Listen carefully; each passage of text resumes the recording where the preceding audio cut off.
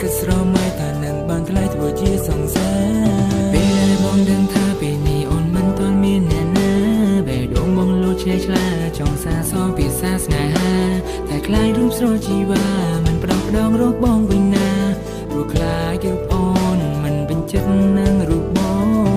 នឹងខ្លួនច្បាស់ថារូបរាងបងមិនស្អាតមើលទៅហាក់ដូចជាធាត់ក៏ដឹងថាមិនសមនឹងថ្លៃតែបងចង់ប្រាប់អូនថាបេះដូងបងមួយនេះណាវាបានឆ្លាក់ចាឈ្មោះអូនតាំងពីជួបស្ងួនដំបូងបើសិនជាអូនរួមស្នេហ៍បងសូមសន្យាទាំងបេះដូងសន្យាឲ្យអូនបានដឹងមិនឲ្យប្រលឹងអូនទឹកភ្នែកមិនធ្វើឲ្យអូនឈឺចាប់មិនធ្វើឲ្យអូនយំញែកសាក់សីបងគឺជាមេឃសូមជឿបងចរណាចរណៃ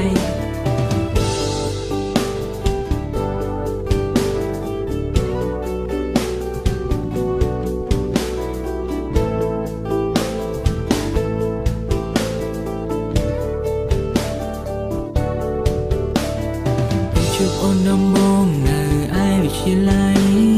វងភ័ក្រចរណៃធ្វើឲ្យបងលងស្នេហ៍ចង់សារភាពប្រាប់ទៅមានមេតែខ្លាចពេលនោះអូនមានរូបគេបានត្រឹមលើគិតស្រមៃថានឹងបានថ្លៃធ្វើជាសង្សារពេលដែលបងដឹងថាពេលនេះអូនមិនទាន់មានអ្នកណាបេះដូងបងលោតឆ្លាឆ្លាចង់សាសងពីសាស្នេហាតែខ្លាចរូបស្រជីវ៉ាមិនប្រងផ្ដងរកបងវិញណា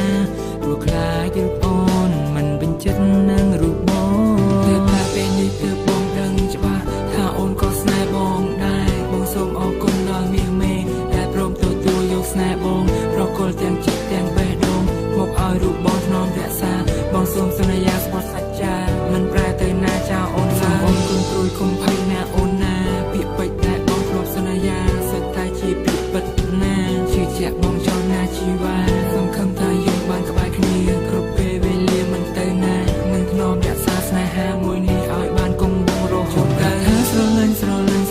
អូនរហូតណាបងនឹងធ្នមរក្សាជីវ៉ាស្នេហាមួយនេះមិនប្រែសន្យាថានឹងនៅក្បែរនឹងនៅថ្នាក់ធ្នមនាងមេមិនប្រែទៅណាឲ្យរូបជីវ៉ាទឹកភ្នែកទេ